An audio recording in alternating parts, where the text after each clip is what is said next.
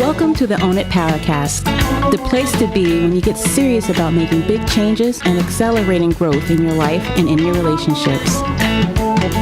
Finally create the life you've always wanted, living life on your own terms. Learn how to take your fear and turn it into powerful choices that will create sustained change. Now your host, Mary Baker. Hey everyone, welcome back to the Own It Powercast, a place to come to get what you need to move yourself forward. Hey, it's Mary Baker and welcome to episode 147. Are you holding yourself back from what you want? Well, welcome back to this month, which is all about getting moving toward what we want to change in life. Last week, I hope you did not miss my conversation with Tabitha Perry about how to make small edits in your life to create big changes. Check that out if you haven't. Well, today I want to piggyback on that idea by taking a hard look today at how no matter what we say we want to do, what we say we want to change, we can still sabotage the very steps we need to take to move forward. And I think there are some valid reasons why we do that and ways we can change it. Okay, so some of this we've touched on in bits and pieces throughout the episodes, but I want to hone in on first, what are some of the culprits? What are some of the reasons why we may, consciously or subconsciously or both, get in our own way and make it hard for us to even create and maintain small changes, small habits in our life? Basically, our talk is not matching our walk, or we may start matching and then very quickly fall by the wayside. One of the biggest causes of this, I think, is control, having control issues. And I think when we're sabotaging, all our control issues are coming up. And control, as you know, is all fear-based. Boundaries and risk are the opposite. Taking a risk and letting the chips fall appropriately, not dangerous risks, but calculated ones. Letting go of outcomes, letting go of, here's the first one, perfectionism, the prison of perfectionism. You're basically keeping yourself from doing it because you can't do it perfectly, or you're afraid you can't do it perfectly, perhaps, and so then you don't want to do it at all. It's either or, all or nothing. You're doing too many what-ifs in your head. Essentially, you're asking yourself the wrong questions. You're saying, what if it doesn't work out the way I want? What if people see me as selfish? Or what if they can't support what I'm doing? What if I'm disappointed by the outcome that I wish for? Or what if the outcome doesn't play out the way I want it to? What if I screw this up? What if it causes something bad to happen? So letting those what ifs create roadblocks to moving forward, because that'll stop someone right in their tracks. Why would you want to take a step forward? Why would you want to make even a small change? If you convinced yourself that something bad could happen, you're essentially telling your brain to go on pause, which Mel Robbins tells us, when your brain says wait, it assumes there's danger. So it's not going to move forward. Waiting for the perfect time is another thing that we do. Waiting for when everyone else has their needs met. Waiting for big things not to be going on. Now, sometimes this is reasonable. If someone is in the hospital, you don't expect them to be making changes in the home. I'm talking about outside of acute situations. We want to be careful about waiting for the perfect time because there will never be a perfect time. There'll always be stuff going on. So having discretion and perspective, because this is all fear-based. It's that perfectionism again. It's focused on unknown outcomes and faulty beliefs. If you're the type of person who waits till everybody's gone to bed to even take any time for yourself, I'm talking to you. You might have a tendency to put yourself last, and maybe there are some faulty beliefs that say you don't deserve, or you should take care of everyone else first. I think sometimes there's a belief underneath of that maybe we don't know how to take care of ourselves, really. Maybe it's uncomfortable. maybe we don't know what the hell to do with it. So we say we want to make these changes, but I think what we can all be guilty of, me included, is not realizing the process of getting there until we're there and we're like, uh-oh, I don't know if I can really do this.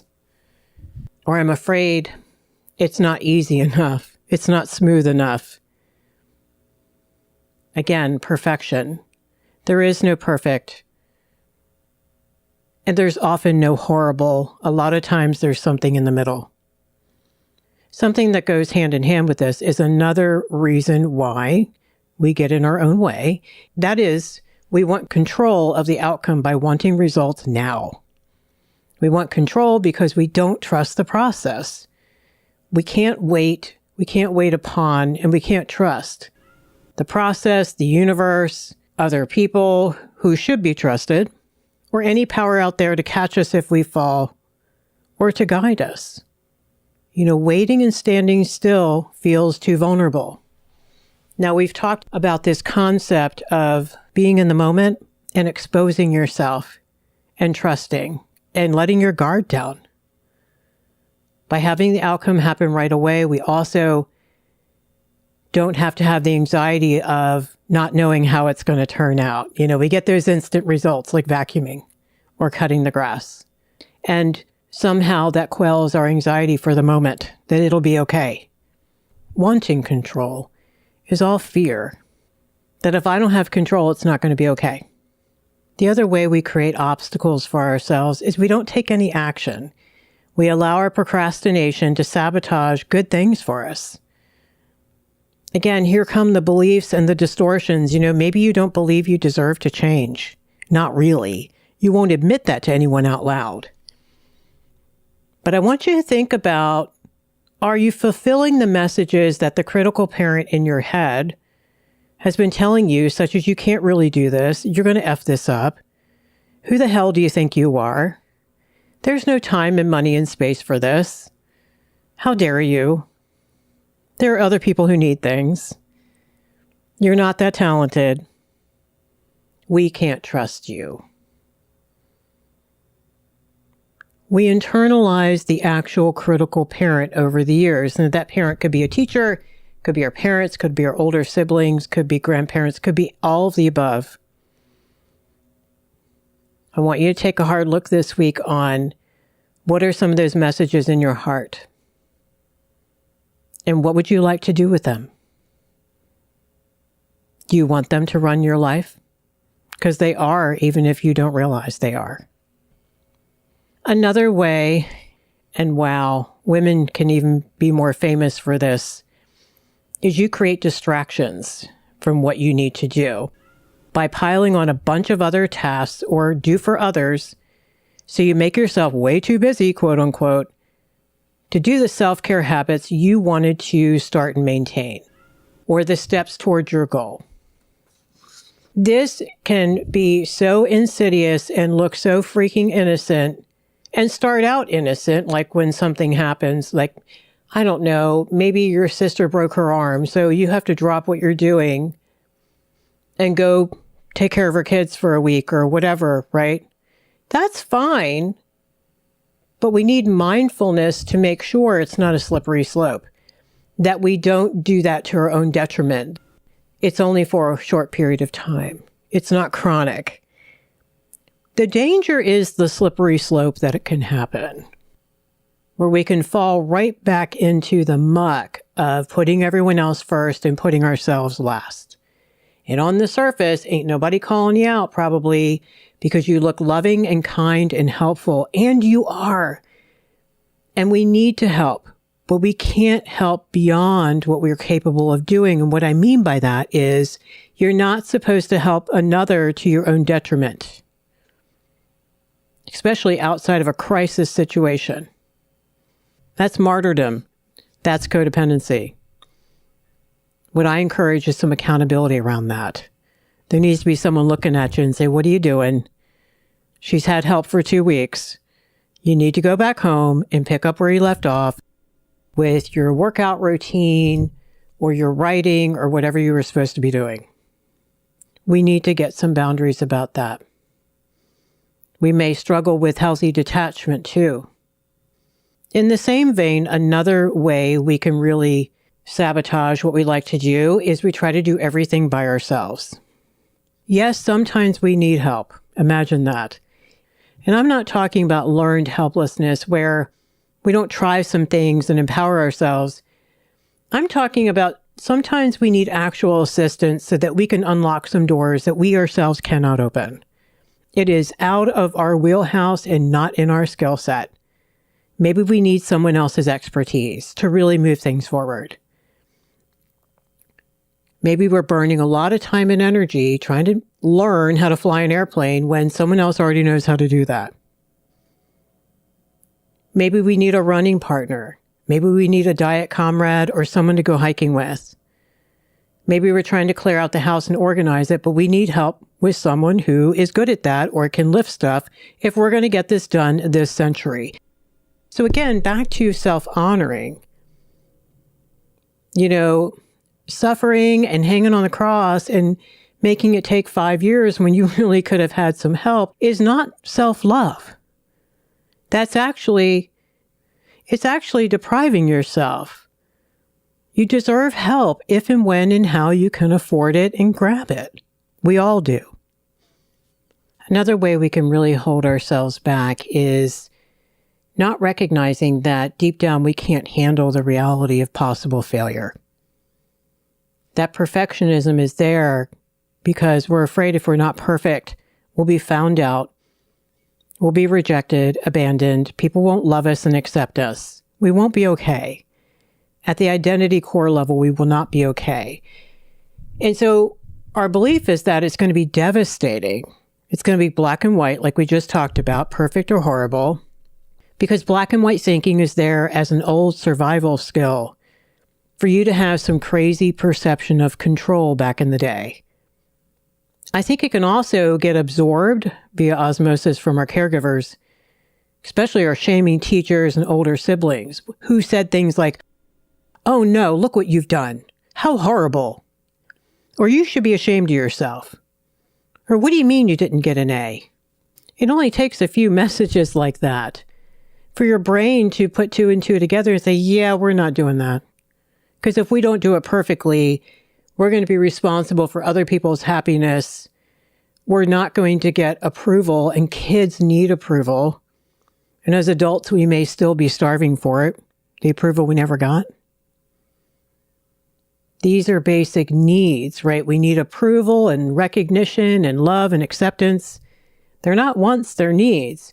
So you are asking your psyche to go against a basic need to take a risk, right? And do this thing to make this change. That's why black and white thinking can be such an old survival skill. But what it does is it makes it really difficult to take a risk.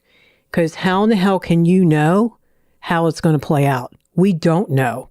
We can do the very best we can with our footwork.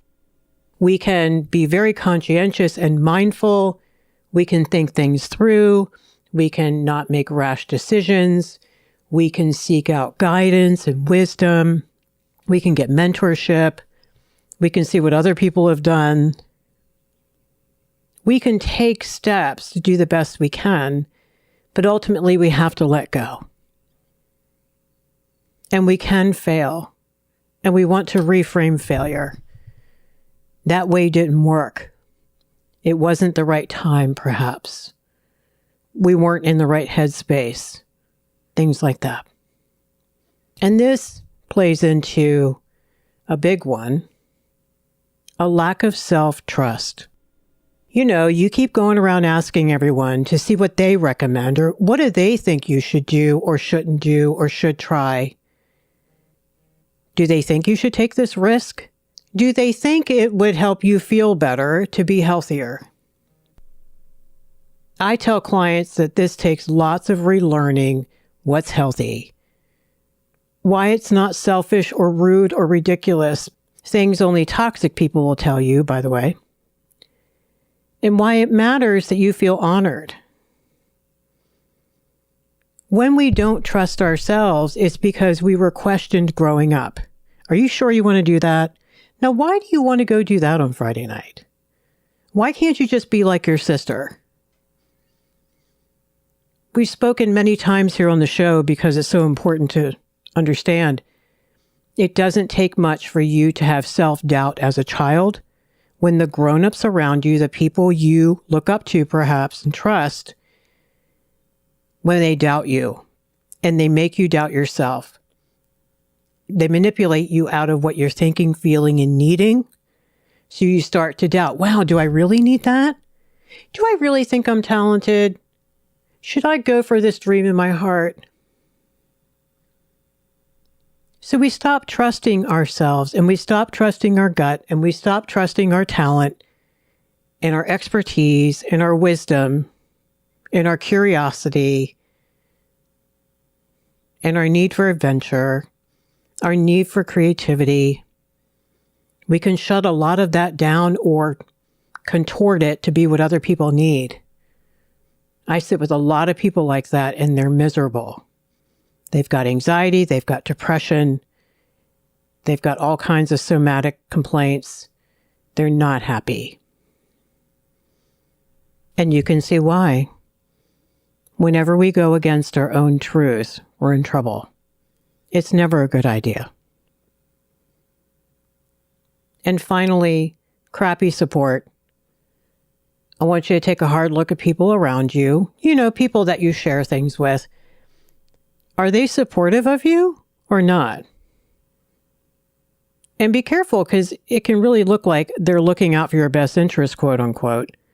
But I want you to really, really take a look. They might be jealous. They might feel more comfortable staying stuck themselves rather than risk failure and all the other stuff we just talked about. They also might fear that if you grow, you're going to change and maybe outgrow them, which you probably will eventually because you're going to need better and different. They can create obstacles, and partners are notorious for this. They forget, quote unquote, to make dinner so you can go to the gym. They question, they create doubt, they minimize the need for change, like, why aren't you happy with what you have, kind of thing. Or better yet, here's another way. They try to fix you the way they want you to be. They have a hard time, and it sounds harsh, but it's true, a hard time allowing you to be an individual. They know what you need. And if you don't do it the way they think you should, and their control is all fear-based too, and probably very well-intentioned. They really care about you, but they also may play it safe. They're afraid if you take that risk, if you invest that money, if you change that job, that you won't be okay. They want control of the outcomes. If you have control issues like that, I guarantee you've got some folks around you who are like-minded, because those people hang out with those people.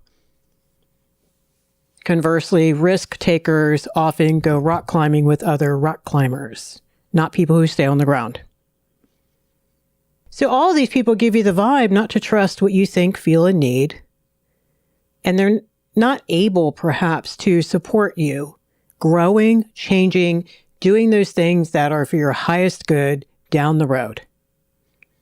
Difficult things, challenging things, big things like going back to school, changing careers, opening a business, detaching from your family. Those are big risks to take. And we need courageous people around us to support us. All right, so those are some of the ways that we hold ourselves back. If any of those resonated with you, take heart. They're solvable and changeable. If they all resonated with you, just have some work to do. This is the pre-work in order to do the work that we actually want to do.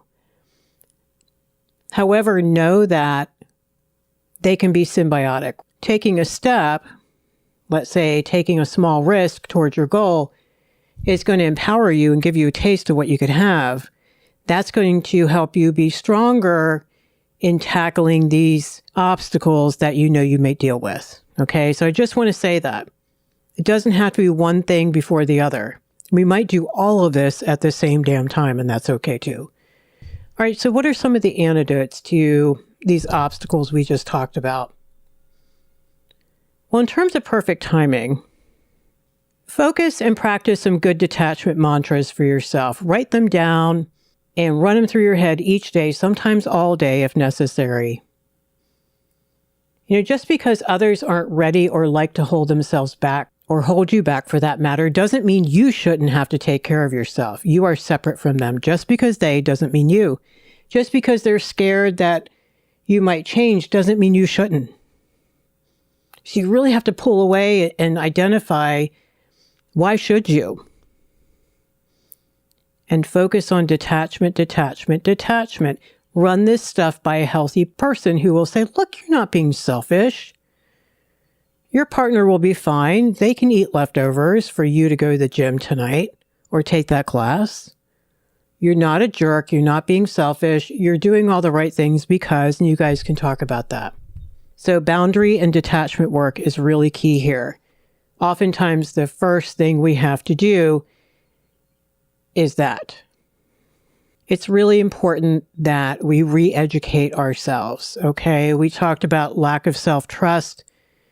We need to do this work with healthy people, maybe a coach or a counselor or support group, so you can be continually reminded of the truth, your truth and the truth. Like the truth is, we all should be able to take care of ourselves. Your truth is, you want to start running every morning to do that. And not the lies you were told or assumed a long time ago. We can assume things that other people don't even mean. And this means hours of conversations about current situations, how you could best address them, running things by healthy people, by a coach, by a counselor, by a support group, to get that mirroring and feedback that we all need, especially when we're vulnerable, getting ready to do something new. We need that support. Taking responsibility for doing this right means taking responsibility for getting the support you need. You can't skip this step. The other piece is that we want to really look at our self-talk. It means practicing healthier self-talk in your head when you don't have another human to run it by. A human is perfect. It's the best way to do it. But if we don't have that, we can write things down. We can write things down they ran by us, like, look, it's okay to take care of you. It's self-love. Or I love seeing you happier. Or look what a better mom you're going to be when you feel better about yourself. Write these things down. Your subconscious needs to hear and see and look at them early and often. Don't BS yourself. Say things that are true. Say things that feel doable. Like, I can love myself enough today to go for a walk.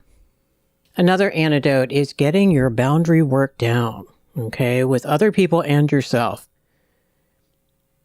I often have clients take out a sheet of paper and make 3 columns. In the first column, at the top, you write, what do I need to say no to? Like, maybe you need to say no to lots of carbs. The second column is titled, okay, what's going to be hard about this? Because if it were easy, you would already be doing it. Maybe you write in there, but I love carbs. What am I going to eat instead? And the third column is where the magic happens. At the top, you write, what do I need to do to set boundaries around this? Maybe you write some things like, well, I guess I'm not eating out for a while because I'm going to be too tempted. Maybe I need to buy and prep healthier food to make it easier for me to eat better. And then finally, maybe I need to reach out and get some support and be a part of a low carb group or something because I don't do well alone. All right. So what do I need to say no to? What might be hard and what do I need to do this? This is self-discipline, internal boundaries. So we can love ourselves enough to say no to things that aren't good for us and yes to things that are. Okay. So perfectionism, one of the antidotes for that, I think, is the statement, as long as I. As long as I eat less carbs this week, that'll be a really good start.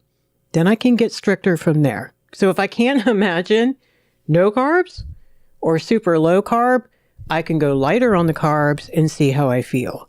Again, like we've talked about, gathering that experiential data of trying it and see how it feels is extremely powerful and motivating.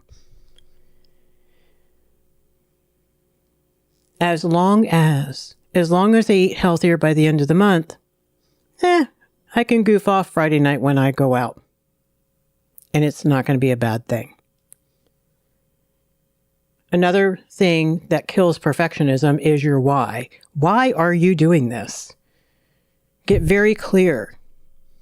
Because you want to be healthier, because you want to get that degree, because you want to start that business, because you want to feel more fulfilled, because you want to be happier, because you want to be more self-confident, because you want your home to look peaceful. And also, get very clear about the reality if you don't. Sometimes, if pleasure doesn't drive us toward it, pain will get us off our ass. What happens if you don't lose weight? What happens if you don't get your cholesterol down? What happens if you keep screaming at your kids? What happens if you don't go after your dreams? 5 years from now, what do you want to be, do, or have? And what do you not want to be the scenario? Sometimes a healthy reminder of what we don't want it to be like 5 years from now can motivate us, because 5 years is going to go by really quick. And finally, building self-confidence means generating more moderate beliefs and what you will do if something doesn't go your way as you start out making changes, because you know monkey wrenches are going to happen. It's what we do with them that matters. You can say, well, if I screw up eating this week, I can start over on Saturday. Or if I didn't eat a healthy lunch, I can eat a healthier dinner to make up for that. Or if I don't get that new job, at least I can look for other jobs and I'll have practice. What am I going to do if? How can I be more open and flexible and look at the detours as maybe a new path? This really helps us be in less fear, in less perfectionism, and it gets our feet out of concrete, because now we're okay-ish with different outcomes. Generate as many possible outcomes as you possibly can and try to make peace with some of them. You don't want to go against yourself and settle for less than what you need, but there might be 3 different ways to do something that we haven't even thought about yet. I want you to focus on why you make sense, and I want you to write it down. Why it makes sense you want to go back to school. Why is that congruent?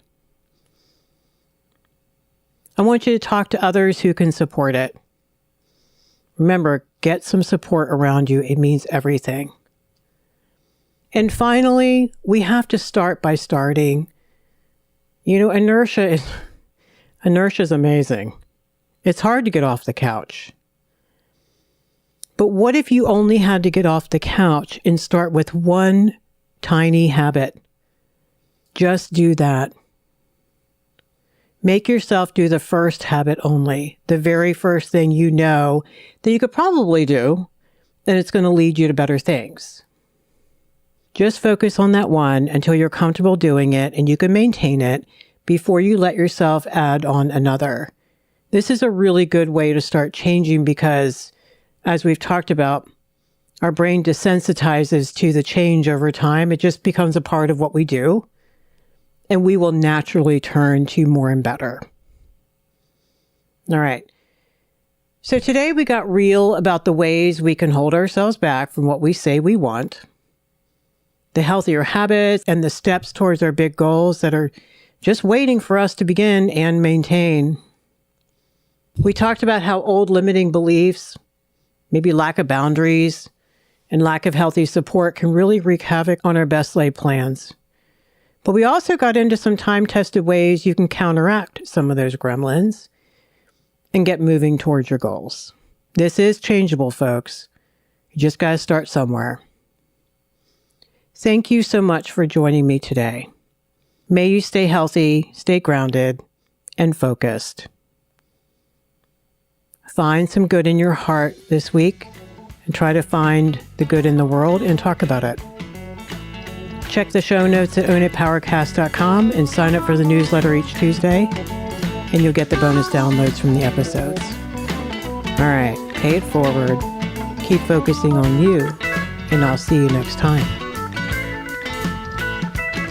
We hope you took away some useful insights and tools you can begin using right away. If you did, please leave a positive review and share on your social media. Because could you imagine if everyone in your life really got it together? Remember, own it now, so you can really own it later.